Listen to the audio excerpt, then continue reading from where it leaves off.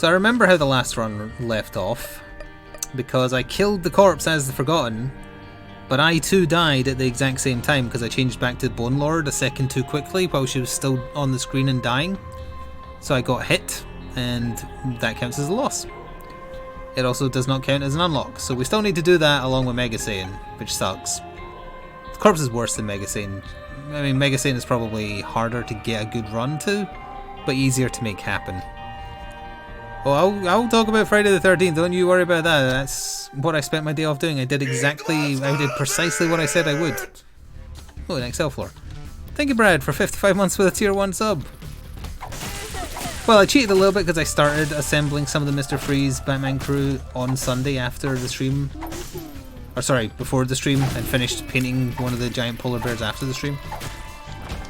But I only assembled the polar bears, and then I did the rest of it on my day off. Did some painting, all the while watching Friday the 13th part 6, 7 and 8, which was the rest in the box set I got.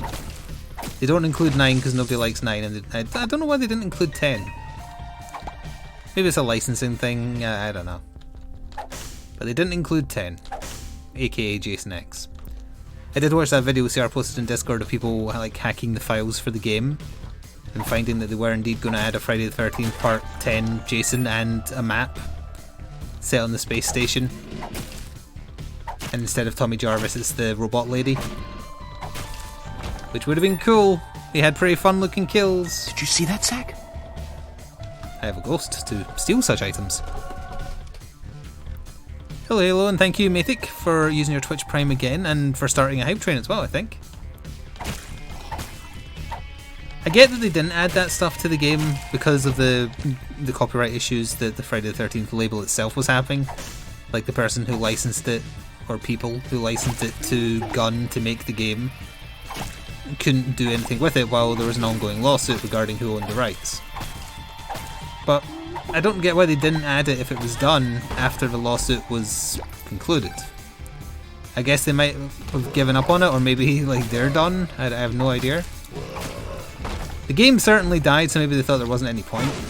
Oh, happy accident. On the off chance there's enemies down there, I'm going back for the health first. I don't think the space station map would have been, like the way it looked in the video, I don't think it would have worked personally. But the Jason 10 would have been fun. It is a shame. I mean, there's no excuse for the amount of bugs that it launched with, which was definitely off-putting, I remember, during the beta. And the lack of variety. But they did stick with it for a while. Like, it's not like they just dumped it. They got screwed over by the lawsuit. Because they were adding maps, they were adding new Jasons. Like, Part 5 wasn't in it when we've tried it before. Neither was Part 9, I think. None of those small versions of the maps were in. The Packanack map isn't in, or wasn't in. So once the lawsuit was out of the way, they didn't just give in. They didn't roll over like Shady does when you're about to kill him. But he really does, for the record. But I can understand, like, there was a point at which there was no point because nobody was playing it, so why bother? Which is a great shame. Oh wow. Okay, we're getting a lot of good items. We're an Electric Bone Lord. Hello, Polyami. It is a shame, because it is a game that was already decent, different enough to Dead by Daylight as well. And now having watched all the movies except Part 9, which from all accounts I don't need to see, and Jason vs Freddy is not like canon, it's just nonsense. Apparently entertaining nonsense, for the record. But not really interesting. But yeah, I can appreciate, like, the game was not a cash grab like, oh, the Friday the 13th label license is super cheap to get, let's make a game around that because it's cheap. Like, the folk who made it clearly had a love for the source material that a lot of people who do licensed games do not. Did you see that sound? Steam Forged. Sorry, I had something stuck in my throat that tasted bad. Yeah, or aliens, yeah, that's another good example. Thank you, Soulsteel, for using your Twitch Prime again for 50 months. I shouldn't have taken Skipping Stones, I thought it was Directional Stick or whatever it's called. Yeah, let me make sure this horrible version of Bingo dies. In the coffin. Oh, thank you, Red Dog, for gifting 5 tier 1 subs. Very generous. Oh, and Bully got one. So for people watching live, I should point out, if you have any interest at all in that Friday the 13th game, you can get it for less than £3 for 2 more days. Well, by this time tomorrow it will no longer be on sale, and I've got no idea what the normal price is now. But if you want it for like less than the price of a coffee, I presume, because I've never bought coffee, now's the time to get it, even if you just have like a slight inkling you might play at some point in the future, because it's a hell of a bargain at the price they're charging.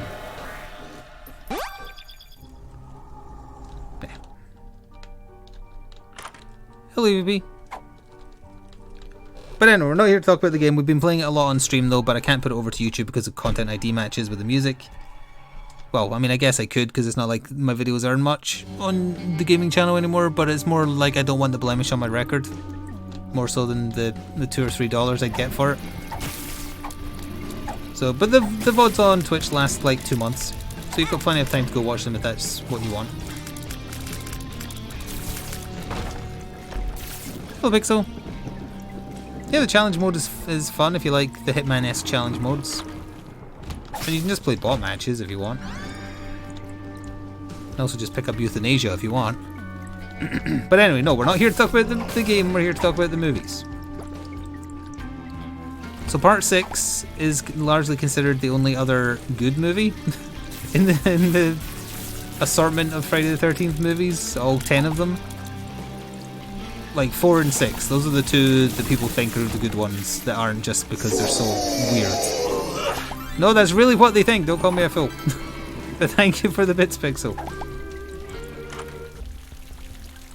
Yep, we'll take that. Hang on, let me just consider my purchases here.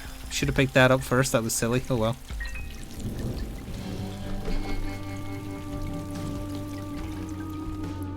I would say when I was watching part 6, first time I've seen it, it's the one that feels the most like an actual film, as opposed to sleaze or trash. It felt like they were actually trying to make a movie. It's a lot more cinema. Oh, that's not the word I'm looking for. Cinematography is the word I'm thinking of, but that's not the word I'm looking for. What's the verb version of that? Cinematic. Thank you. Why did I blank on that? And why did I think of the more complicated word of cinematography rather than cinematic? Hey, if that's implying I've been drinking, I don't drink. The knife is on this floor because I had a double floor first. Glad I double checked that. I did pass the white fire, but obviously I'm nattering, so... Oh, it's cheers. Fair enough. But yeah, it had the most effort of making it look cinematic rather than just sleazy trash. There's no nudity, I think. I don't think there is. There's a part where Tommy Jarvis has his face pressed against a lady's crotch, but she's wearing jeans. And she's the one making him do it. That's about it. But this is also the one where... Did you see that? Like, it's interesting that people think of the Friday the 13th movies as, like, boobs and gore. So thank you, Punk, for 10 months with Twitch Prime. In this economy, yes. But they started in the late 70s, and then as the 80s progressed, the MPAA started cracking down on violence in movies, because that became, like, you know, these things are on a cycle, so every so often movies get blamed for everything that's wrong with society rather than society itself. So they were really getting in on the movies are terrible, they're turning everyone terrible. So as the Friday the 13th movies went on, they weren't allowed to do the same gore. And 6 is the first one where I really felt like, well, this is being heavily edited down. There's a lot of cutaways without actually seeing any gore. What gore there is like tiny. In fact, I don't think there's any blood. There's no blood in terms of like coming out of someone's body, you only see the aftermath. There's a part where he slams someone's head against a tree, and then there's blood in the shape of a smiley face. Oh yeah, and he holds up a severed hand at one point, but like, that's it. You don't see him like gutting somebody like you do in the earlier movies. So that might be what helped it as well, because it makes it seem a bit more classy. But yeah, they're not gory. Like, there's very little gore at all. But the story, if it can so be called, Tommy Jarvis has escaped from the mental institution that he's been stuck in, and he's brought along a crazy friend, and he's been having Jason hallucinations, which ties into 5 because he did in 5. And he's decided that the only way the hallucinations will stop is if he makes sure that Jason is in hell. And he's decided the way to do that is to dig up his body and burn it to a crisp, because that's the logic of the movie. Ooh, 2 good choices, because that's the one that gives you more stats on Spirit Heart pickup.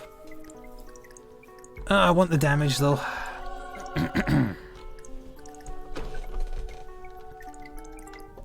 Yeah, a few of the Nightmare on Elm Street movies started later. They started in 85-ish?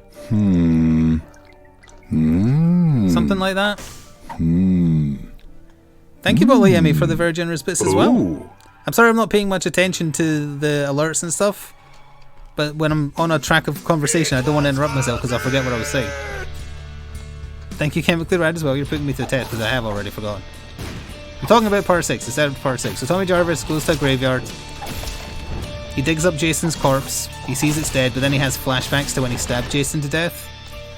And he goes a little bit nuts, so he grabs a spike off of a fence and starts stabbing the corpse. And then lightning, as he goes to go burn the corpse, lightning hits the spear he stabbed into Jason's corpse. And then, for some reason, that brings Jason back as a zombie / Frankenstein. That's the literal plot of the movie. Jason is now a supernatural being who cannot die because he is dead. And Tommy Jarvis messed up. In fact, the first thing he said, his friend gets murdered, so he runs away. He goes to the police station and he's babbling and he just says, "Look, I tried to kill Jason for real and I fucked up." That's what he actually says to the cop. And it's very funny the way he says it. I really like the guy playing Tommy in that. It's the one that's the video game character is based on, and I think voices him in the video game because he sounds exceptionally similar, but obviously older. So yeah, he goes to the cops, says, "Oh yeah, hey, I dug up Jason's body. He's out. He's killing people. Sorry, my bad. We should probably go stop him now." And the cops obviously think he's crazy, and they don't believe that Jason did get dug up because his grave gets refilled by a grave digger who also breaks the fourth wall in quite an amusing... Oh no! Why would I take the question mark? Son of a bitch. Damn it. Well, anyway, there's a part where he's refilling Jason's corpse and he's muttering to himself and saying, "Oh, who would dig up Jason Voorhees? Some people have a sick sense of humour." And as he says that second sentence, he looks directly at the camera. So there's a lot more effort to make jokes. There's a lot of very funny cutaways as well. Like the same guy, another part, when the cops have just finished interviewing him, he says, "What am I, some kind of fart head?" And then it cuts to a bunch of children shouting, "Yes!" There's a few different cuts like that which are quite fun.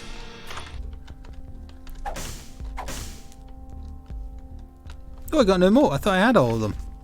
Oh no, it's the Bidoof looking prick. Look at it. It's a Bidoof by a different name. Bare boobs make Jason angry. Why does he look traumatized? Because he looks like a Bidoof. The most evil of all creatures.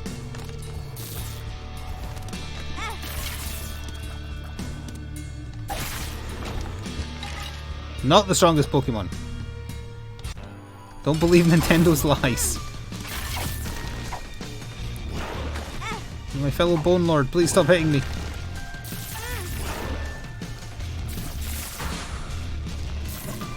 So what else is there to say about part 6? Heavily edited down violence. Pretty good story. It establishes that Tommy knows that Jason can't die because it shows him reading a bunch of occult books in his car. So he's like, okay, I'm pretty sure I can't kill him. Oh, bugger.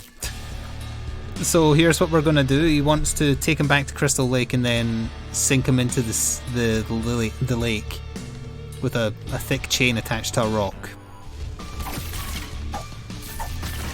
And bizarrely, that is how it goes. He has a little fight with Jason on a boat, and then pushes him into the water. I mean, I might as well hold R, because with Cursed Eye, this isn't going to work. That sucks. Yes, he spends many years under the water, which is why from that point on he's a moist, wet zombie man.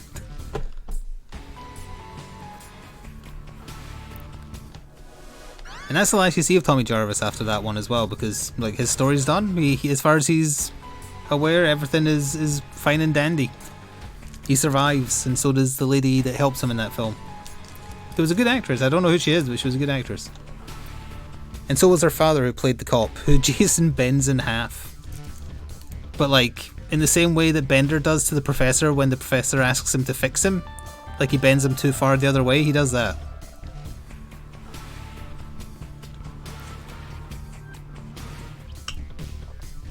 So that was a good one. Like if I recommended some, not well, like, I think they're all worth watching because it's just such an interesting, silly series of movies. But if you were being picky, you don't even need to see part 1. Like part 2 just for context, and then parts 4, 5, and 6 just to get Tommy Jarvis's story.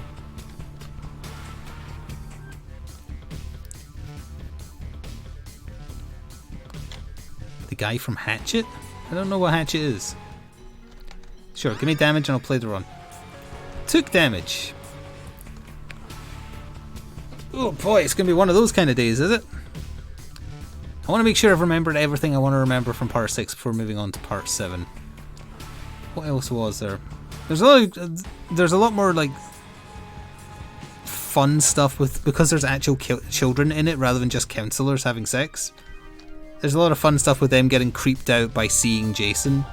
Like one of the little girls just wakes up in the bed and he's staring at her. Oh yeah, and when like 2 boys are under a bed hiding from Jason, one turns to the other and says, "So what were you going to be when you grew up?" In another fun, like deliberate comedy part.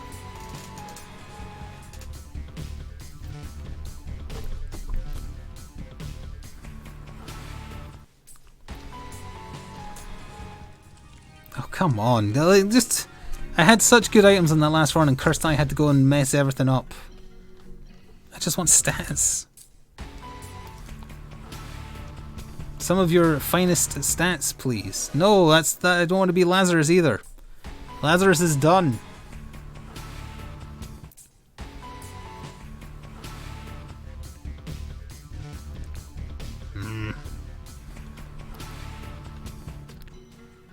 What does that do to the bone? Okay, that's interesting. That gives me range on... I'm now a Borg skeleton.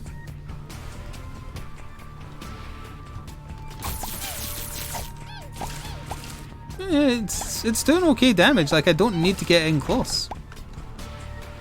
Skeleborg. Sure.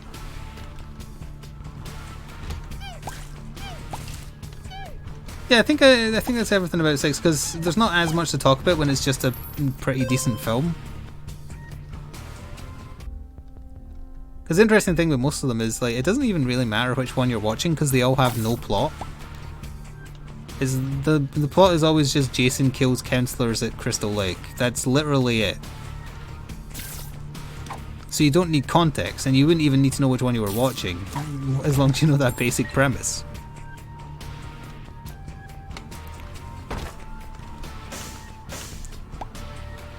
I have heard speak of that comic book series, yeah. Oh yeah, apparently there is a book specifically about all the various ideas they had for the Jason Freddy crossover movie. Because there were so many ideas kicking around about how to do it, and would you bring back Tommy Jarvis? Would you bring back Alice? Which is the only person to have survived Freddy, I think. Oh, that's interesting. The kills become a lot more silly, I would say. Although we'll get onto that with the sequels. How does he kill people in part 6? Like the drunken gravedigger guy I mentioned, he's drunk in the forest and he throws a bottle and he listens for it smashing, but it doesn't smash because Jason catches it and then crushes half of it in his hand and then sticks the other half in the guy. But you don't see it, you see the aftermath. But because the violence is edited around, like there's no actual like gore. Except Al Gore, obviously. The only one I remember surviving Freddy is Alice, and then my friend and I getting very cross because the next movie started with like a blurb that pops up on the screen saying everybody who ran into Freddy died. It's like, what? That doesn't make any sense. Why would you lie like that? Soul How rude. of Lilith. Why did he say Lilith like that?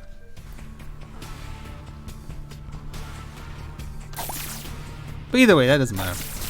In 6 other kills, well, that's the one where he's kind of using the spear, which is not actually a spear. It's a graveyard fence spike, because that's apparently a thing.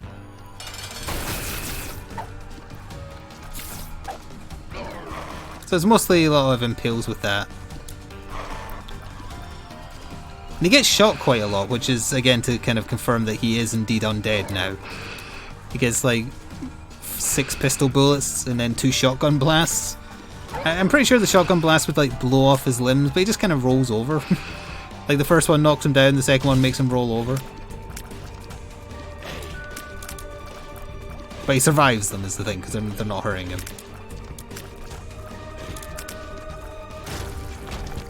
Yoink. So part 7 is the oddball one, because originally it was meant to be Jason versus Carrie. Apparently. They couldn't get the rights to use actual Carrie, so they just named her something different but kept that she had psychic powers. So the plot of that one is literally a lady with psychic powers goes to Crystal Lake and fights Jason. So it was kind of neat, but again the violence was so edited down, like it's not a particularly interesting film. The only fun parts are when she is using her powers to beat Jason up.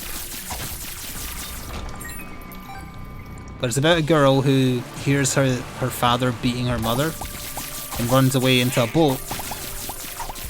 And then the father goes to the dock and is like, "Oh, come back, I'm sorry."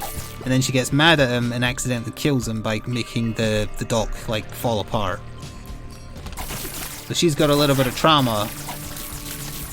And her mother, and a doctor claiming to want to help her bring her back to Crystal Lake to try and like relive the trauma. But the doctor knows she has psychic powers, so I'm not going to take supplies because it just doesn't help us. Neither does that, sadly. But the doctor knows she has psychic powers, so the real reason he's brought her there is he's learned that her psychic powers get stronger when she's traumatized. So he's deliberately trying to mess her up more so that she's more psychic powered. He's an actual like movie villain. And then once she starts seeing, well, I guess I should cover how Jason comes back because he's tied to a rock at the bottom of the lake and has been for a few years. She's standing at the lake and then she senses that someone's in the water and for some reason thinks it's her father. So she uses her psychic powers to bring them up. And oh no, it's actually Jason. So everyone who dies in that movie is because of her. I can't use the bomb because I need it for the mines. Yeah, Alice was apparently in 2 of them, although I only remember her being in 1. Weirdly. But apparently she did survive 2. We're crossing our franchises here though. Let me stay focused on the Friday the 13th ones first. I have stories about Friday the Nightmare on Elm Street we can go to. It's not yet. So anyway, lady with psychic powers, she's brought there because the doctor is evil and wants to like document her psychic powers to get rich. She accidentally frees Jason because she's dumb. And then he goes on he just does his thing. There's a bunch of horny teens and he kills them. The one, like in the Friday the 13th game, there's a counselor you can unlock at like quite a high level, 40 or something like that. and it's quite a young looking lady in a very old woman looking dress. She's from that film. She has a crush on the male lead who has a crush on the psychic lady. So she does some horrible stuff in the movie to her. And then you root for her to die, and then she gets an axe in the face. And then there's the quiet nerd girl who doesn't deserve it, and Jason just slits her throat with a sickle.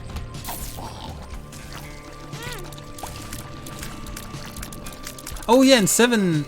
Is it 7 or is it 6? Oh, it's 6! That's what I forgot to mention about 6. There's a character called Court.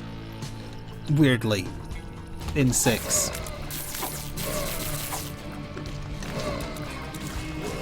What a nerd, I know, right?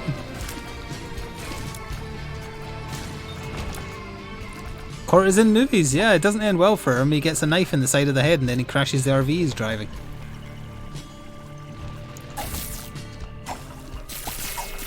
And Jason's undead, so he doesn't care. He's fine with it crashing.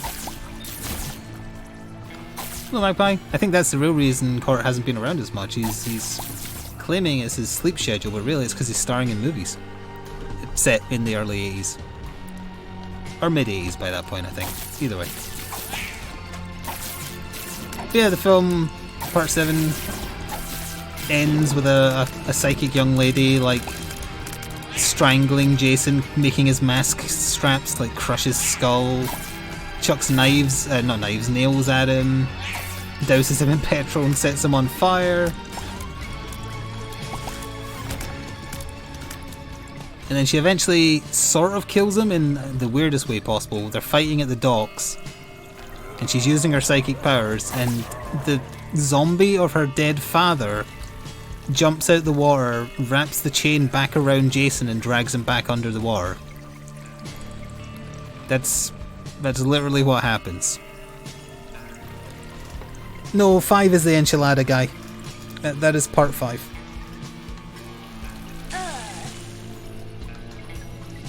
Yeah, it is very random. What should have happened was she just made the chains come out the water and like wrap them up and pull them under. That's what should have happened. I think the reason they did the like father zombie is for some kind of closure to her trauma. Maybe? I don't know, because he's been down there for years, because she's a little girl when she accidentally kills him. And now she's like a 20-something. So I don't know, but it would have made more sense if she just like made the chains come back up and drag him down. That would have been perfect, but they decided to do something weird with it. Don't know why. Psychic Lady versus Jason, Psychic Lady wins. And it's a pretty fun movie. Oh, I remember what I forgot to mention about part 6, and that's because I mentioned it in Discord. The Alice Cooper song done for the movie is truly awful. It's called He's Back, the Man Behind the Mask, which I think I put as the Go Live message today. I put it in Discord. It's not a good song. It's an absolutely terrible blue screen ridden video. But it's worth watching for how bad it is. So if you want to see it and you're in the Discord, you don't need to look back very far because there wasn't much talking on Monday. Oh yeah, you know what? Yeah, the thing that made me post that is EVP posted a link to the original trailer for the Friday the 13th game where they got another song and just did it to a collage of kills from the game, and it's so much better. It's a pretty okay song, and it's just funny seeing all the game kills early in development. Well, not all of them, some of them. But you love the Alice Cooper song? Well, that was when he was at his low point career-wise.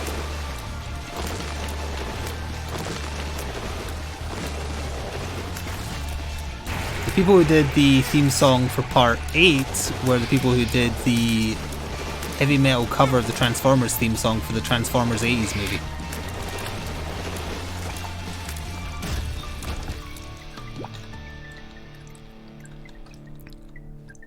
Oh, you like it because it's so bad. That's fair. There's a lyric in the song very near the end of the song, so if you want to hear it, you're going to have to listen to the whole song. You're just going to have to. The lyric is just, he knows your house. It's not like, there's no context, it's just, he knows your house. He knows you're in your house. He knows where you live. Those would be variations that make sense, but not just he knows your house. That's your favourite part? Oh dear. Oh yeah, maybe it's implying he's hacked the computers and gained the blueprints. Oh, we've become Lorge. He knows your house. He knows it better than you. He knows the crawl spaces. You're screwed. I've got a green bone. Or he knows Doctor House. That would mean that he can see the future.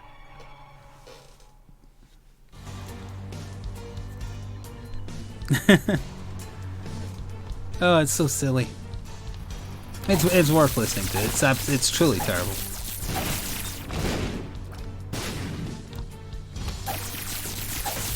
Now, is there anything else about that part?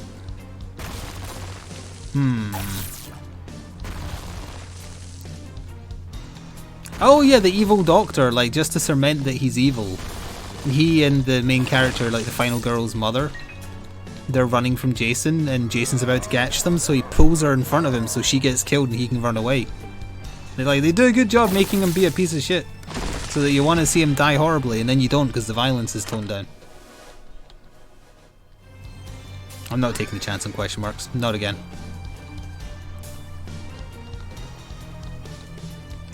And of course the main character discovering her dead mother is what tips her over the edge and makes her psychic powers all the more potent.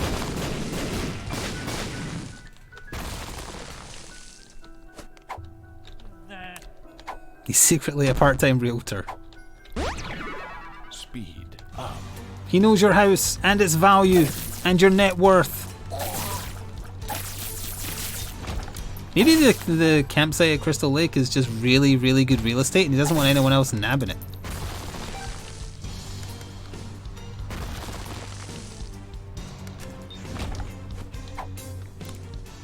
Is there any reason to become Lord? No. Will I? Yes.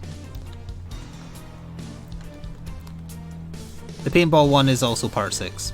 Wait. Yes. Yeah. Because the guy smashes against the tree with the smiley face is the nerd playing paintball.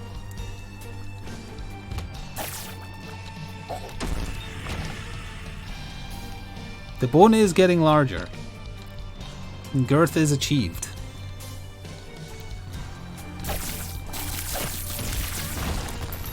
So part 8, the final one I watched, although I have seen Jason X, just haven't seen Jason part 9, is Jason Takes Manhattan. It's a very deceptive title, for one, because Jason is not in New York until the final 20 minutes, but I guess they called it that so that people would want to be seeing it because it's not Crystal Lake for once. The majority of the film is set on a boat because he's under the water, and the movie opens with a pair of horny teens on a boat and they accidentally kind of catch on his wire and they hit an electrical wire that brings him back to life via electricity again or something. Wasn't 100% on that. Yes, the horny teens make Jason angry. So he kills them, then his boat drifts into port, and then from that port he gets on a larger, quite fancy ship. And then that's where the majority of the film is set, him killing people on the ship. And part 9, sorry, part 8 rather, is the part where Jason literally starts teleporting. Like in the earlier movies, it can be excused that he's just kind of where he needs to be for the plot. In part 8, he is literally teleporting in ways that make no sense. It's also the first one that Kane Hodder is Jason. No wait, no, sorry, part 8 is. Part 9 is the second, part 7 is, and then part 8 is the second one he is.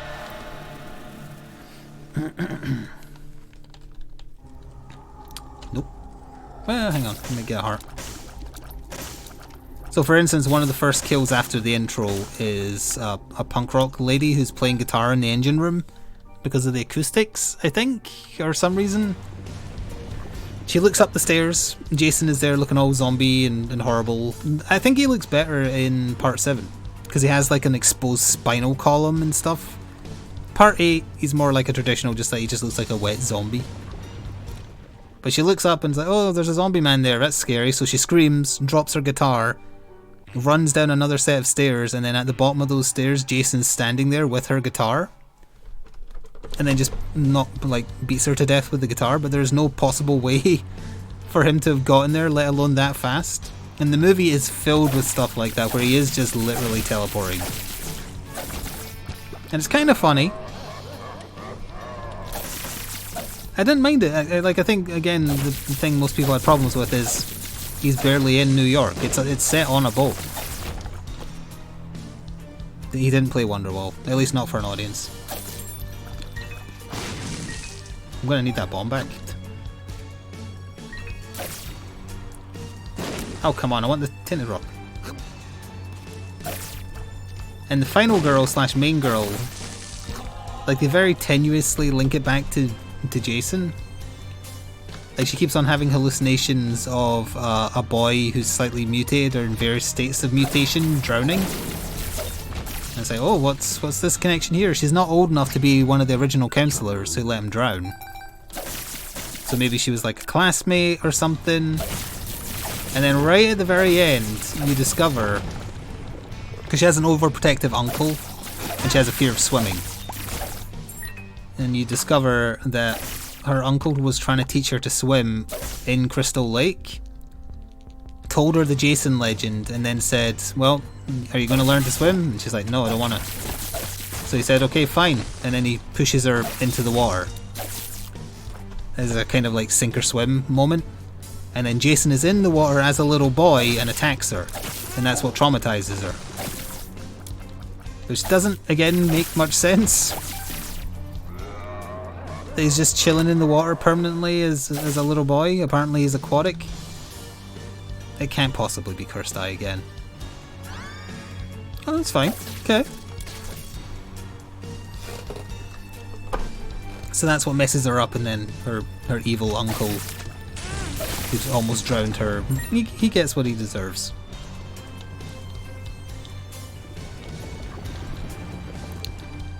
Should not have come this way. Hang on, I need to get the key piece. Getting through there is a bit difficult because of how large I have become. He gets drowned by Jason in a vat of toxic waste. Because apparently also New York is just filled with toxic waste. And every night at midnight the sewers get flushed with toxic waste.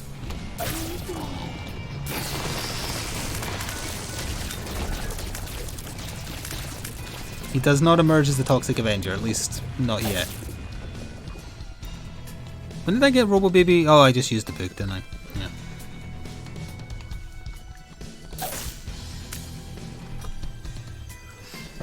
The one thing I did love about the movie is, like, what little of it is set in New York, is it just demonstrates how despicable New Yorkers are.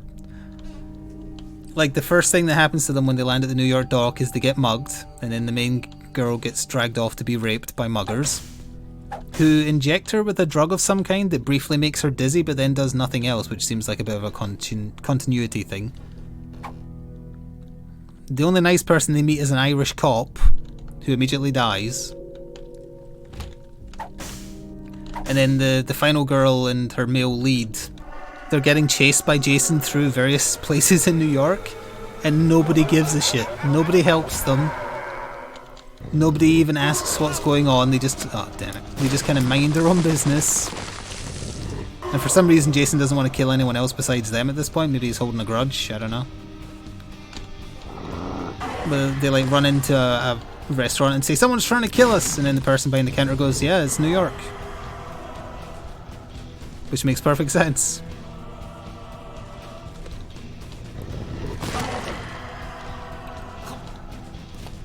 So anyway, he chases him into the sewers, and then the main girl throws toxic waste on his face.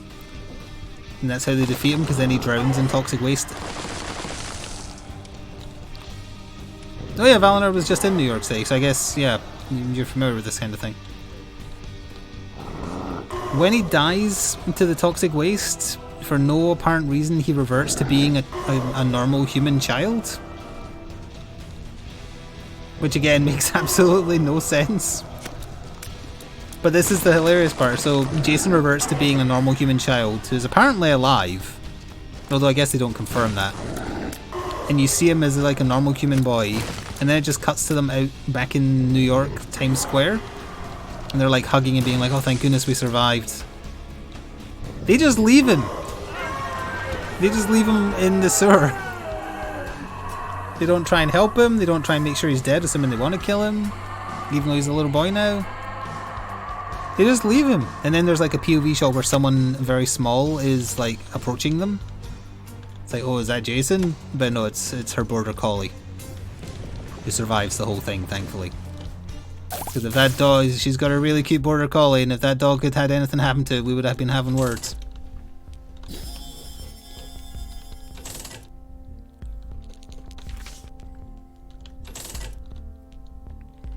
I was just after health, and it wouldn't give me even that.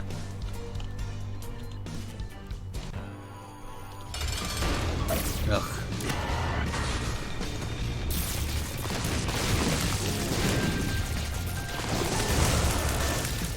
Oh, Crispy, you got here just in time for me to no longer be talking about the Friday the 13th movies, because I just finished. I highly recommend watching them all. They're all very fun for different reasons. And of 6, 7, and 8, 6 is the only proper one. Well, actually, no, there was one more thing to mention, because there's like a boxer in part 8, and he's kind of cornered by Jason. And he decides the thing to do is to repeatedly punch Jason in his hockey mask until the point where his hands are all like bloody. He works the body a little bit eventually, but only after he's been punching him in the mask about 400 times. And Jason just lets him do it. Again, for no apparent reason. And then afterwards Jason literally punches his head off.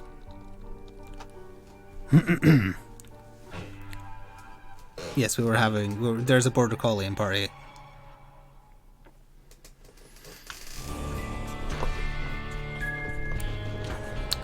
Yeah, they kind of steal a bit from Halloween as well, because when Jason first gets to New York, the first thing you see him do is turn to face camera and tilt his head, like a dog does. And then you see the reverse, and he's looking at a big, like, hockey advertisement that has his face on it. And he's confused because he's never seen anything like it. His head lands in a dumpster and makes a bowling ball noise, and then you also see the string that makes the bin close, yes.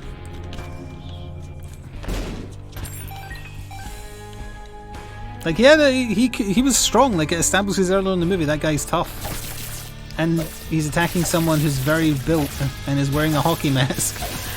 And his solution to the problem is, I'm gonna punch you in the mask designed to take blows over and over.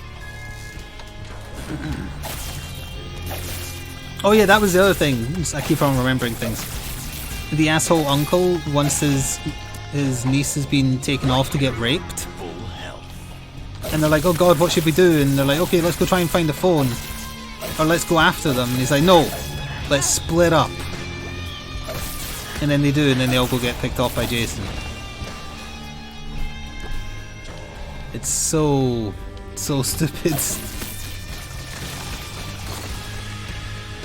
Like when they know he's on the ship as well, they all go grab weapons, which is the right idea, and then they all split up again. It's the kind of thing deliberately meant to annoy you with how stupid the characters are, but it's good fun.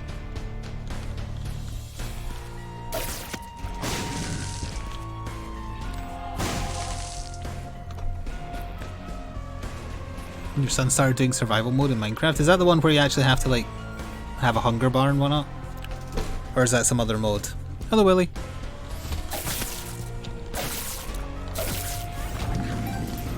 It is, okay. So that's like the default mode.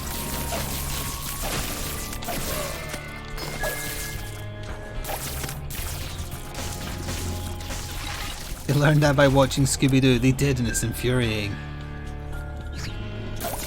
You don't want to split up when there's an actual killer going around. You arm yourselves and form a perfect circle, facing outwards. And then you see the killer and you shoot them in the damn face. Oh, Oh, thanks for that game.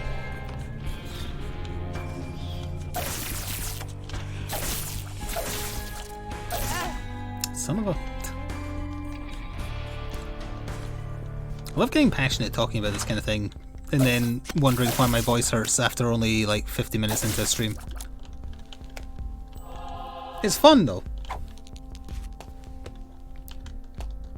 Assuming movie nights ever become a thing again in the world outside post-COVID, I highly recommend like one Halloween just watch a bunch of Friday the 13th. You'll have fun. They're not scary, they're all dumb. Only the first few have gore.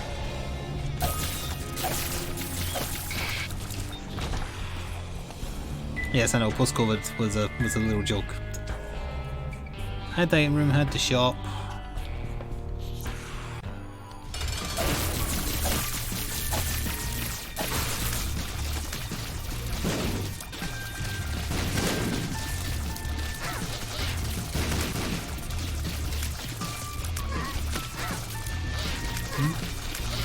Looking for an HP up, I would say, from this boss.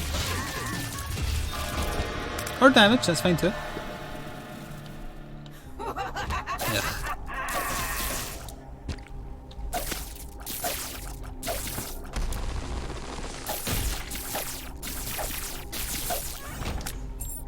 At least I got a charge for the next floor. So next on my list of stuff to watch, I think will be starting on Columbo. Oh wait, wasn't there something else I was going to do first that was shorter? They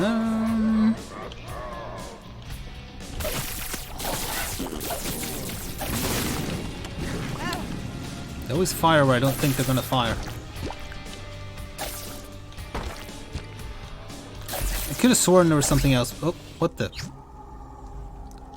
What teleported me to... Did I have a Joker card?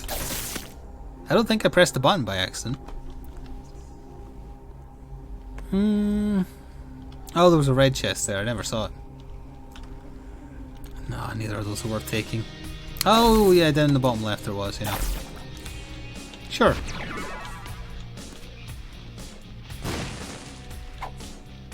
I have become larger.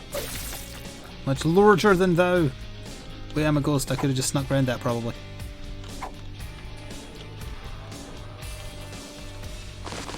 Problematically large, I would describe ourselves as now.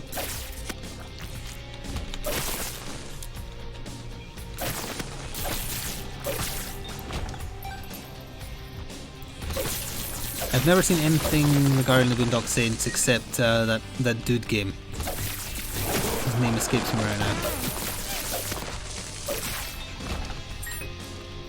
And from I know about it.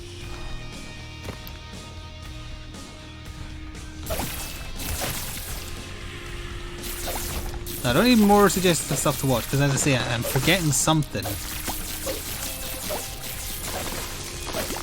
that I was going to watch before moving on to Columbo, because Columbo's a bit of a time investment.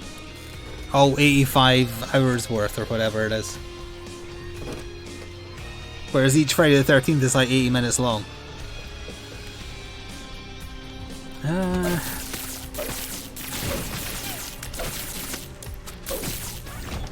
Yeah, I saw a thing on YouTube where it was like, oh, Spider-Man No Way Home, do you want to pre-order being able to watch it on YouTube? And I was like, oh, that sounds interesting, because maybe this is where Sony's first digitally releasing it. Because it probably won't be Disney Plus, apparently. So I went to it, and you can pre-order, but there's no date of when it will actually be available. So I was like, I'm not giving you money without knowing the date. What are you, mad?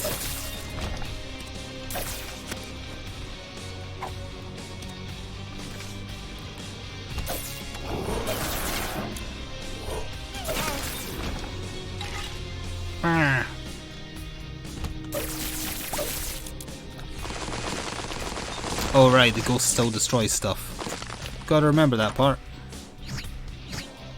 Please, please.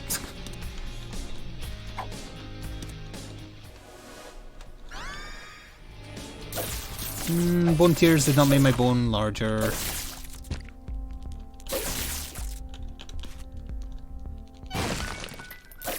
You can pre-order movies digitally to watch on YouTube, because in general you can watch movies on YouTube legally, just to be clear. And they are doing No Way Home, but no idea when it's actually being available, because nowhere on the page does it tell you. And I didn't want to scroll down to the comments because I presumed they would be filled with spoilers. Also, why on earth would you let people comment on it on the page? That just seems so stupid.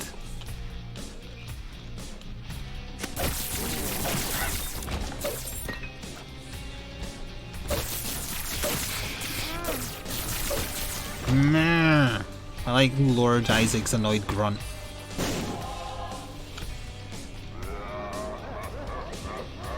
I'm gonna look Steven again. This is Ubermom. Do I want to use the devil, or do I want to try and hold on to it for the corpse? Play it by ear.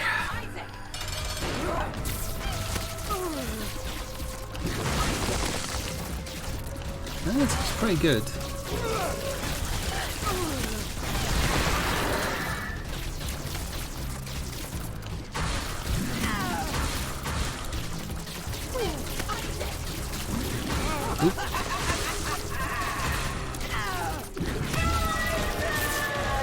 Good enough. I can fly?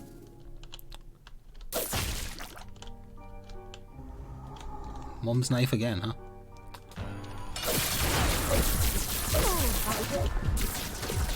My skeleton should be so large none of these shots get past.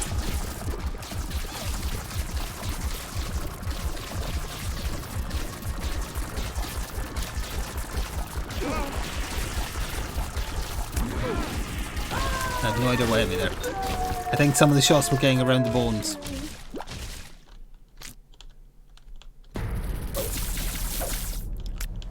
We have become too large. We don't really feel like it, I missed what? Oh, why was that so weird looking? I think I missed 2 items.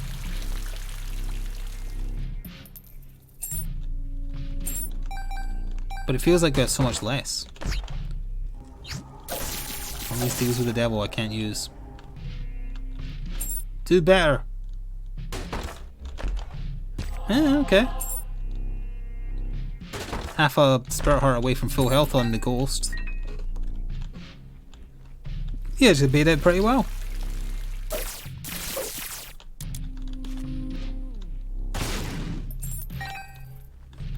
The Kingsman is the new Kingsman movie, right? The one with Rasputin. Is it any good?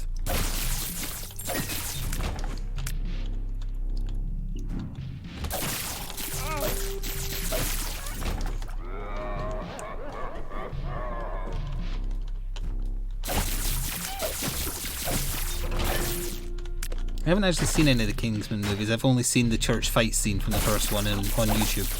Which is very good, to be fair, the Freebird fight scene.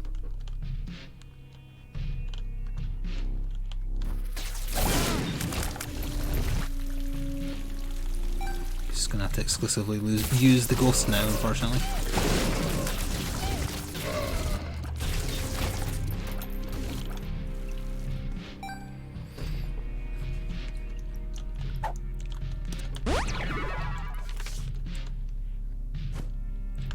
We know this pill? We do not. We do now.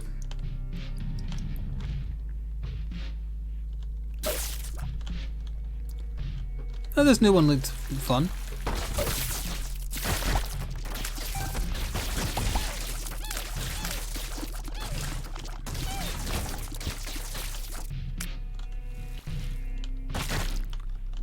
Looks like I'm controlling a robot ghost because it's got that tech antenna on its head.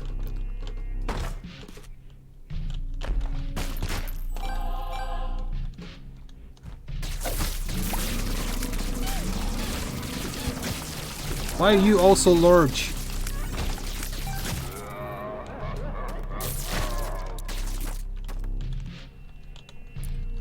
They're just like silly James Bond movies with anime-esque fighting, right? More or less.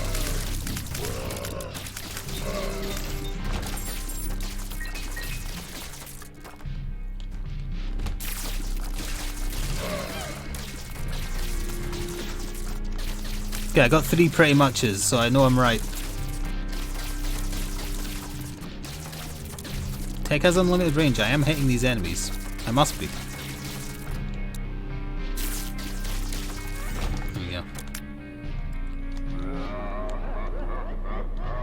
go. Ooh, fat fly, nice.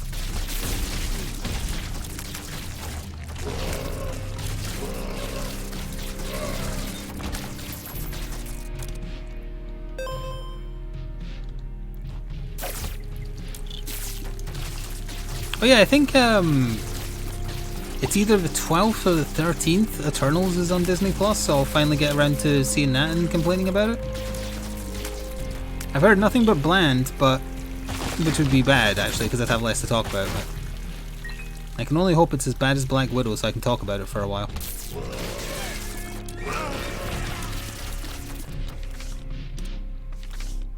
I picked the wrong way. All is lost.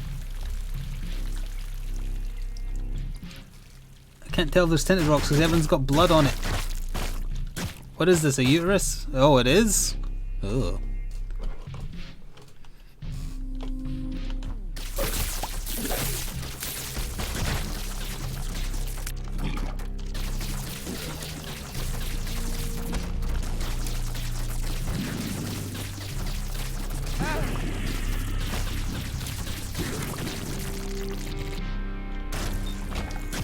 Freaking bloat.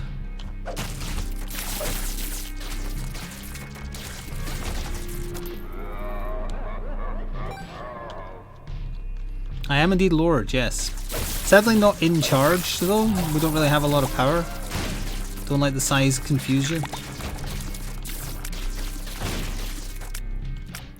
I went the wrong way again, all hope is indeed lost.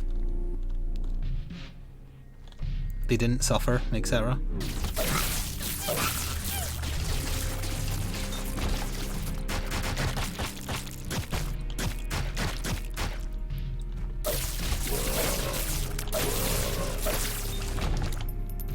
Close. I don't know if that's all my creep, I'm just gonna wait. Okay. Tinted rock.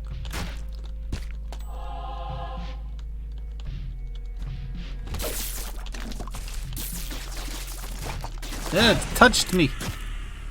There goes the Spirit Heart, excellent.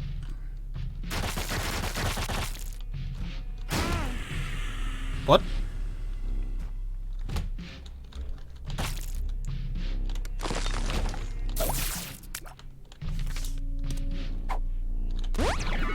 Full health. Suffer like G did. I know, that's what Mrs. Voorhees keeps saying. I don't really understand it personally. She must just be a big fan of whatever that game was called where you shoot the zombies and the little winged demon says that. Something of the Dead? I wanted to say Typing of the Dead, but that was the parody Tatchon game, not the actual game itself. House of the Dead, that's the one. Ah, shit.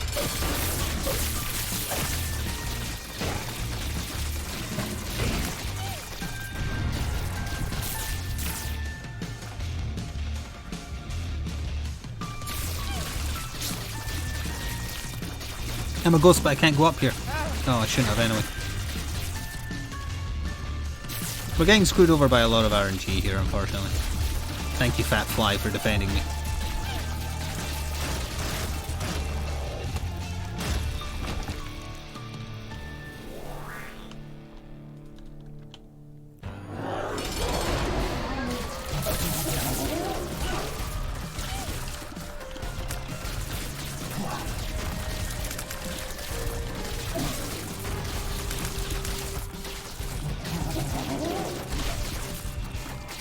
Ugh. Oh no, we're boned. No pun intended. It isn't even stopped by my skeleton. Yeah, there we go. Also, that was the first form dead right there. 2 runs in a row where we just had horrendous luck.